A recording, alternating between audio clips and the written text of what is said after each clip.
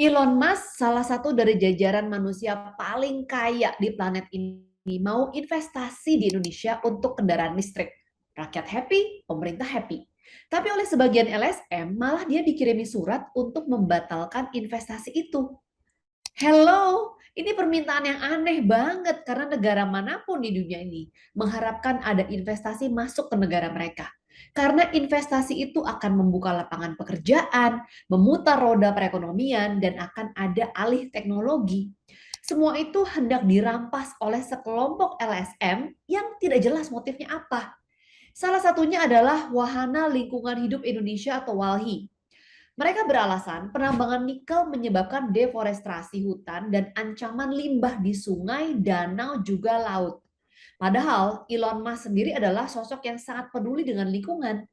Penambangan nikel harus dilakukan dengan cara yang peka terhadap lingkungan. Dia sering mengkritik cara penambangan nikel di Amerika yang disebutnya payah. Apakah alasan Walhi itu masuk akal? Tentu saja tidak. Tanpa Tesla pun penambangan nikel itu akan tetap dilakukan. Jika tujuannya untuk mencegah kerusakan lingkungan, mestinya yang dituntut oleh Walhi ya pertanggungjawaban pengelolaan lingkungan. Boleh menambang tapi harus bertanggung jawab.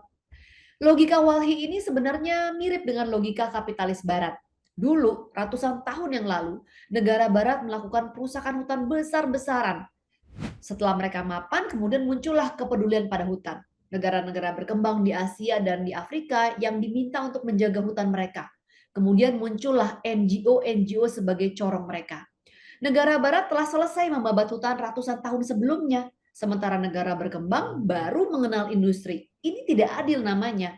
Padahal negara seperti Indonesia baru mau melakukan pengembangan dunia industri secara masif. Karena negara ini telah tertinggal ratusan tahun lamanya. Indonesia adalah negara yang memiliki cadangan nikel terbesar di dunia. Jokowi ingin mengembangkan industri mobil listrik nasional yang membutuhkan bahan baku nikel. Bahkan Pak Jokowi sudah melarang ekspor nikel mentah sejak tahun 2020 untuk memastikan kebutuhan nikel untuk industri dalam negeri cukup. Apakah niat Indonesia untuk memperkuat perindustrian dalam negeri itu salah? Kalau pakai logika Walhi, ya mungkin itu akan disalahkan. Karena di seluruh dunia, nikel ini menjadi komoditas penting di tengah maraknya penggunaan kendaraan listrik. Dan Walhi mungkin lupa, kendaraan konvensional jauh lebih merusak lingkungan daripada kendaraan listrik. Menghambat industri kendaraan listrik sama saja ingin melanggengkan perusakan lingkungan dengan tetap menggunakan kendaraan berbahan bakar fosil. Walhi ini kadang memang terlalu merasa heroik. Misalnya pada tahun 2019, mereka menolak pembangunan PLTA Batang Toru di Sumatera Utara. Ini kan gila. Padahal masyarakat setempat menunggu berlangsungnya pembangunan PLTA itu, karena itu akan menguntungkan mereka. Ini PLTA loh, pembangkit listrik yang ramah lingkungan. Tapi itu pun ditolak oleh Walhi. Dengan alasan yang tidak masuk akal, tuntutannya pun aneh. Mereka minta agar ada transparansi pelaksanaan pembangunan PLTA. Urusannya Walhi apa dengan transparansi pembangunan? Apakah Walhi mandor proyek? Proyek itu sudah dilengkapi dengan analisis mengenai dampak lingkungan. Mau transparan seperti apa lagi? Sebaliknya, masyarakat di sekitar PLTA juga menuntut balik Walhi untuk transparan dengan anggaran yang mereka terima.